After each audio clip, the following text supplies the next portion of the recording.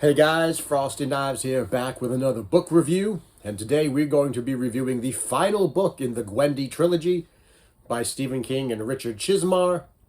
We will be talking about Gwendy's Final Task. Now this book came out, published in 2022, so last year, and it clocks in at 278 pages. It's the longest of the three, and this is the final chapter in Gwendy's life. So, before we talk about it, I am going to tell you that this is going to be extremely spoiler heavy. There's going to be a lot of spoilers in this book. I can't talk about it without letting you know some of the things that happen in the book. So if you don't want to be spoiled by it, if you haven't read it yet, you may not want to watch this. But if you don't care about spoilers, and if you've read it and you want to talk about it, strap in, and we're going to talk about it. So, where is Gwendy at this point in her life? Well, it is many, I forget what they said, 30 years since the last book. Gwendy is now 64 years old. She is a U.S. Senator. And once again, Richard Farris shows up with the button box. Except this time he shows up a little differently, because this time he's sick. And or possibly dying, which was the first indication to me that this was, I didn't know how to place this in the grand scheme of things, because we all know that Richard Farris is Randall Flagg. Well, Randall Flagg already died in the Dark Tower, so I'm not sure how he came back. I'm not sure where this sits and how he came back to life and now is sick again, but here we are. We're going to go with the story. So he's not doing well, and he gives Gwendy the button box, and he says that you have to get rid of it. You have to get rid of it, and there's only one way that it can be gotten rid of. I've given it to other people to take care of it. There have been other guardians of this box. They've all either died, gone insane and died, or gone insane and are in institutions at this point. So everybody that he's given it to has just been ruined by the box. So he says there are people that are after this box. They want to use this box to for nefarious purposes, and you're the only one I can trust, and you need to get rid of it. And there's only one place you can get rid of it. In space. Yep, that's right. So Gwendy has to somehow get into space and get rid of the box. That's the premise of the story. I'd also like to say that at this stage in her life, Gwendy is also suffering from early onset Alzheimer's. Now, whether that's because of just her genetics and age, or if that's because of the box is doing, we're not really sure, but she is starting to be affected by that. So, how does Gwendy get into space? Well, here's where it gets interesting.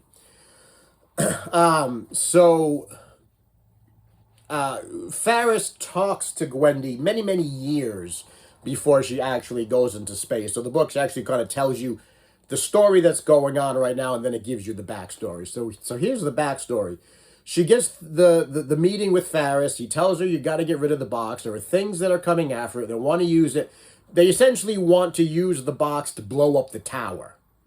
They want to use the black button on the box to destroy the tower, which will destroy everything, which will let chaos reign.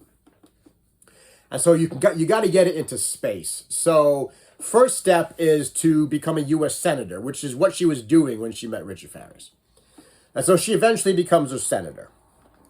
And then she has to convince someone to actually get her into space. So she talks to her friend Charlotte Morgan, who is a member of the CIA. She explains to her what's going on with the box. And the only way that she can properly explain what's going on with the box is with a demonstration. How does she demonstrate the box to the person of the CIA? She blows up the Pyramid of Giza. I don't know why she chose a national or world historical monument. She could have just blown up the 7-Eleven down the street, I suppose, or some other non-historical landmark, but she chooses to blow up Giza as a demonstration of the box's power. So now we no longer have the pyramid. And that convinces Charlotte to get her onto a spaceship where she can eventually dock with a space station, where she can eventually take a spacewalk and send the box out into space. Now, there are two corporations involved in this project. The corporation that created and is funding the rocket that's sending Gwendy into space was funded by the Tech Corporation. And you guessed it, you know who's coming after the box, who wants to use the box. It's the Sombra Corporation, and they're sending low men to get the box. So that's essentially who's after it, trying to get the box from Gwendy. Before she actually gets into space, she is married. Her husband eventually gets killed. He gets lured to Derry for some reason. It's the low men who actually lure him to Derry. And when he's in Derry, he essentially gets run over, gets a hit and run by a vehicle. And then the low men they're the ones that have orchestrated it. And they basically leave him in the streets to die.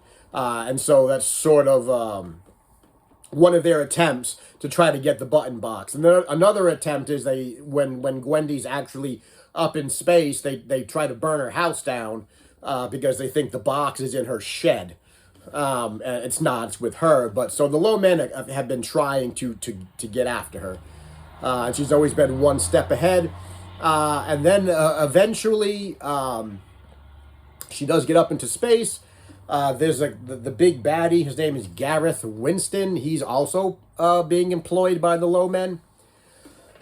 and he's after her too, because he's on the ship with her with the box, and he's trying to get the box from her. She eventually gets into a confrontation with him. She kills him. He has death by scorpion. Just read it to find out what I mean by that. Death by scorpion, and then by Tommyknocker magic lipstick tube. Just read the book. You'll understand what I mean by that. And so eventually she tells everybody what's on the space station, what's going on, and they agree to help her out. And because her Alzheimer's is getting worse, she decides to not only send just the box into space, she intends to send herself into space with the box as well. And that's where she dies. Attached to something called a pocket rocket. I wish I could make this stuff up. Attached to something called a pocket rocket with the box. And she's tethered to it and is flying into space to get rid of the box, to save the tower, and to save all of creation. And that's where Gwendy dies. And that's Gwendy's final task, is to dispose of the box in space, because somehow, we're not sure why or how, it's not explained why disposing it in space is the way to go, but it's the way to go. And that's where the book ends. This is Gwendy's final task. So, King ties a lot of things into this. We got the Tech Corporation, we got Sombra, we got the Dark Tower. She's trying to save the tower again. I do know that this book takes place after the Tower books, because they mention in the book that the Crimson King is dead. There's nobody to rule the tower. So, they're just trying to blow it up so that it can destroy all of creation. So we got the Tech Corporation, we got the Sombras, we got the Low Men, we got Derry again, where it's very highly insinuated that Pennywise, or at least one of Pennywise's offspring, might still be alive. There's a lot of mention of the clown when they talk about Derry.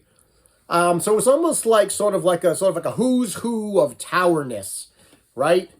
Coming all together in this final book. And I don't know how I feel about it. I really don't. I honestly believe that this is the last time that King is going to write about the tower. This is sort of the last tower story. And so he's trying to pack everything together. He's trying to connect a lot of things together. He definitely connects Castle Rock to it, the tower itself to it. He connects Derry to it. He connects from a Buick 8 to it, because the cars that the low men are driving, that are cars but not cars, very much resemble the Buick 8.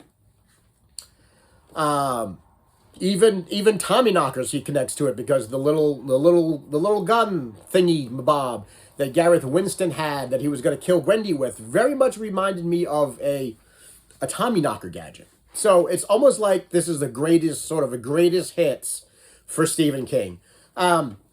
It's okay. Not everything needs to be connected to the tower. I was perfectly fine with Gwendy's story without Gwendy being the ultimate savior of the tower. I was fine if they didn't sort of connect that. I was fine with Flag being in there. I just don't know if they needed to go that far with it. And I really honestly do hope this is the last tower tie-in that we get. And that's coming from a person who really, really, really enjoys the Tower books. But I think it's starting to get overused, and not everything needs to be connected to the Tower. The characters were okay. Weren't quite up to King's standard. On some level, some of them were pretty stereotypical and one-dimensional. Especially Garrett Winston. He was sort of a stereotypical mustache-twirling villain. He didn't have a lot of depth to him, which wasn't usual for King. Usually his characters are a lot more deep than this, but pretty much all of the characters in the book, with the exception of Gwendy, because we've been following her all these for 3 novels, are about as deep as a child's wading pool, and they're just there to sort of fill the bodies around her. The other thing that sort of threw me for a loop a little bit is that there was a lot of sort of... King likes to put topical things in his books, and he does with this book. He puts a lot of like political things in this book. He connects COVID into this book. It's because of the button box that we had the pandemic. According to the book, the button box created COVID. And he likes to connect a lot of what's going on in the world around into his books. In this book, though, I just felt it was a little heavy-handed. There was a lot of stuff that he put in this book that wasn't just about things that were going on in the world. They were almost statements, and they felt very heavy-handed. And I know where King falls on the political spectrum. It's really no secret, especially if you follow his Twitter. And he put a lot of that into the book, and I don't think he needed to. It didn't do anything for the story. It didn't carry the story at all. Gwendy's political leanings and anybody else's political leanings in the book really didn't have any bearing on the story. It did nothing. It didn't bring anything to the table. You could have said nothing about her political leanings, and I think you could have told the same story. I just felt it was a bit distracting to read. So there was that. King used to be a lot more subtle with his books. I mean, go look at The Dead Zone if you want to talk about politicians gone wrong. He was a lot more subtle. He wasn't very subtle in this. And what it did was it created a binary. He very much went to a black and white binary with this book, and it was like, if you're this type of person, you're good. If you're this type of person, you're bad. And there was no room for gray, and there's always room for gray. And there has always been room for gray in King books, except for this one. So I could have done without the societal talking points in the book. And I think you could have told the same story without them. I don't think they added anything. If they had added things to the story, I would have said, yeah, I can agree to that. I see why he did it. But I don't feel that they did. It was just him spouting off at the typewriter. So I feel if you could strip them out, really wouldn't have changed the story at all. At all. It still would have unfolded as it is. So, that's the ding on that. And I think Uncle Steve needs to sort of just figure out how to weave certain things into books if they're relevant and not with hammers, maybe more so with scalpels. You don't have to be so heavy-handed with things. So overall, I think I still gave it a 4 on Goodreads. And again, I don't know how much of this is King and how much of this is Chismar, although I kind of suspect I know which parts are King and which parts are Chismar. Did I enjoy it? I did, sort of. It's a quick read. I just wish it wasn't tied to the tower as much as it was. I mean, I'm really looking forward to non-tower books. I mean, we can tell a story, and King can tell a story without having to tie it back into the tower. He's been doing a lot of that lately. So overall, it was better than the Magic Feather. It was much better than the Magic Feather. But I would have liked a different resolution. I would have liked a different... And we never really get an explanation of what the button box is, where it came from. I suspect that the button box has come from Roland's world, and it's part of the technology that was left over when the old ones destroyed Midworld, and so that's where the button box came from. You know, get the button box, along with things like Blade and the City of Lud and all that stuff. I think it's a relic of an older time that was created by the old tech. That's what I suspect. But we never explained where it came from, who made it, why it was made, what was the purpose of it other than to blow things up and dispense chocolates and silver dollars. So overall, better than Magic Feather. Not as good as the first one, though. I still think the first book in the trilogy is the best. And I really would have liked to have seen King take this a different way. But he didn't. And that's what we have. I still gave it a 4 because on some levels it's still, you know, it still hit certain things. I just don't think it could have been as strong as it was. I waffled between 3 and 4, but I eventually gave it a 4. The longer I sit with it, I think I might actually give it a 3. The longer you sit with it, the more it rolls in your head, the more you kind of wonder about it. But for now, give it a 4. Next year it might be a 3. Tomorrow it might be a 3. Who knows? So guys, that is the last book in the Gwendy Trilogy. Did you read it? What'd you think about it? Let me know what you thought about it. Did you like it? Did you not like it? What did you like about it? What didn't you like about it? How do you think he wrapped up the trilogy? Did you like the tower connections? Did you not like the tower connections? What do you think worked? What do you think didn't work? Comment below. And let's talk about it. And as always, thanks for watching. Give it a like. Give it a thumbs up and a share. Tell your friends. Tell your enemies. Tell those people that you know secretly are low men. And until next time, we'll see you in the next video.